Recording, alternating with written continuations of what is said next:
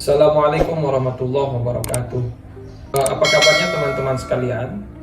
Hari ini kita bertemu kembali di dalam kanal YouTube Yayasan Hidayatul Ghazali.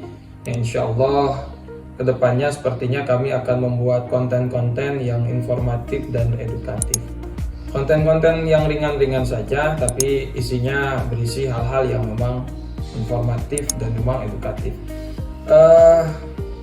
Hari ini kita akan berbicara mengenai sebuah fenomena kebahasaan yang memang sering terjadi di lingkungan kita. Pernah gak sih umpamanya kita berpikir kenapa sih terutama kebanyakan orang Sunda ya mengatakan kambing itu tidak dengan kambing tapi dengan embe? Atau pernah gak kita berpikir kenapa ya sebahagian orang Sunda mengatakan kerbau atau sapi itu dengan emoh? Tidak dengan kerbau, kebo, atau dengan sapi, tapi dengan emoh. Nah, atau pernah gak kita berpikir kenapa ya toke itu dinamai toke, tapi tidak dinamai dengan cicak besar, tidak dinamai dengan kadal dinding, atau lain sebagainya. Nah, semua penamaan-penamaan itu tentunya awalnya adalah merupakan penamaan yang diambil dari suara yang dihasilkan oleh objek benda tersebut. Nah, memang dalam kajian kebahasaan kita sering mengenal dengan istilah onomatope. Nah, hari ini kita akan banyak membahas terkait dengan onomatope. Oke, apa sih itu onomatope? Jadi onomatope itu adalah kalau kita mengacu acuan utamanya kepada KBBI, Kamus Besar Bahasa Indonesia, maka KBBI mengatakan bahwa onomatope itu adalah kata tiruan bunyi, kata yang dibentuk dari bunyi sebuah objek atau sebuah benda.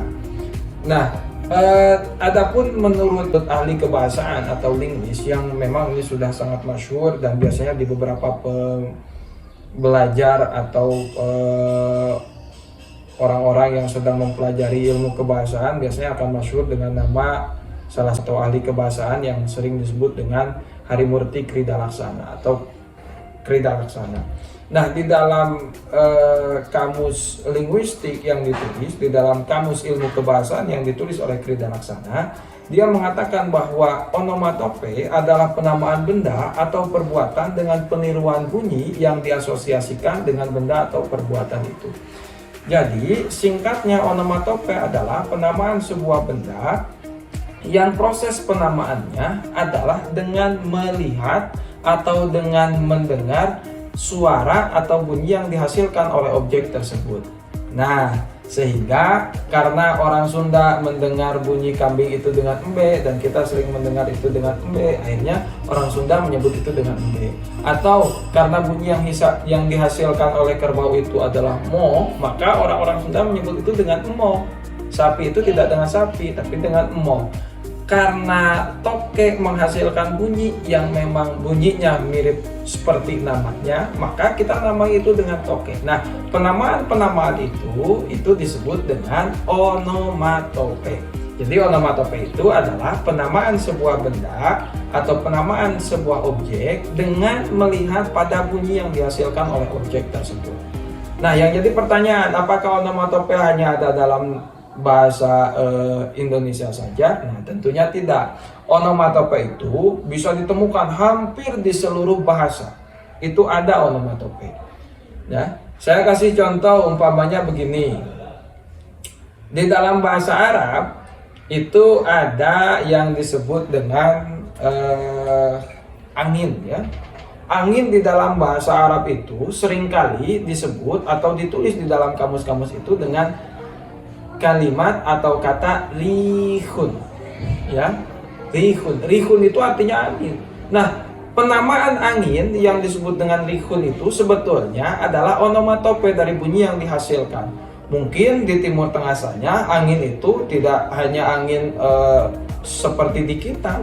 Mungkin angin di sana bercampur dengan pasir, sehingga anginnya bercampur dengan pasir, bunyinya pun tidak wush atau wush gitu ya, tapi bunyinya menjadi rih gitu ya. Nah, sehingga orang-orang sana mendengar bunyi daripada angin itu aja mereka sebut angin itu dengan rihun, karena memang bunyinya rih gitu ya, yang bercampur dengan pasir dan lain sebagainya.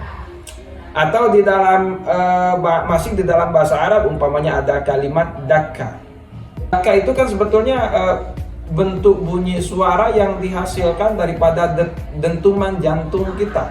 Dek, dek, dek. Nah, mungkin orang sana sedikit sulit melafalkan bunyi seperti bunyi-bunyi di dalam bahasa kita gitu ya, sehingga mereka menyebut detakan jantung itu dengan kata daka yaduku, daka. Nah, bahasa kita mungkin kan kita sering mengatakan, aduh saya sedang deg-degan nih. Nah, kan deg-degan itu merupakan onomatope daripada keadaan situasi kita yang dalam keadaan tidak tenang, dalam keadaan gundah, dalam keadaan tidak stabil, maka kondisi jantung kita akan berdetak dengan sangat cepat sekali, dan kita sering menyebut itu dengan istilah deg-degan. Nah, deg-degan itu merupakan onomatope daripada bunyi yang dihasilkan daripada detakan-detakan yang ada di dalam jantung kita. Atau contoh lain di dalam bahasa Inggris, umpamanya kita mengenal istilah knock, atau kita mengenal kata knock, K-N-O-K, yang artinya adalah mengetuk. Nah, mungkin di kita barangkali mengetuk itu bunyinya ketika seseorang mengetuk pintu, maka mungkin bunyinya tok tok tok gitu ya. Tapi mungkin untuk sebahagian orang bunyi itu tidak terdengar tok tok tok, tapi terdengar knock knock knock. Sehingga di dalam bahasa Inggris mungkin ya kita nggak tahu, ini hanya spekulasi, mungkin karena kayunya berbeda, keadaannya berbeda, sehingga bunyinya pun berbeda. Mungkin kalau di kita bunyinya tok tok tok, kan tidak selalu tok tok tok juga gitu ya. Kalau pintunya kaca itu bunyinya seperti apa. Nah, mungkin orang-orang sana ketika ada orang mengetuk pintu, maka mereka mendengar itu dengan bunyian knock knock knock. Akhirnya mereka sebut itu dengan mengetuk pintu. Itu untuk orang-orang Inggris, kita penutur-penutur, artinya penutur-penutur yang berbahasa Inggris, mereka sebut itu dengan knock, K-N-O-K, artinya mengetuk pintu. Nah, itulah onomatope. Jadi onomatope tidak hanya ada di dalam bahasa Indonesia, tapi juga ada di dalam bahasa Arab, di dalam bahasa Inggris, bahkan bahasa-bahasa yang lainnya. Nah, sampai saat ini, apakah mungkin sudah sedikit mengerti terkait dengan onomatope? Nah, jika sudah sedikit mengerti, coba diperhatikan lingkungan sekitar. Ada gak sih onomatope di lingkungan-lingkungan kita? Nah, kalau ada, silahkan nanti ditulis di kolom komentar.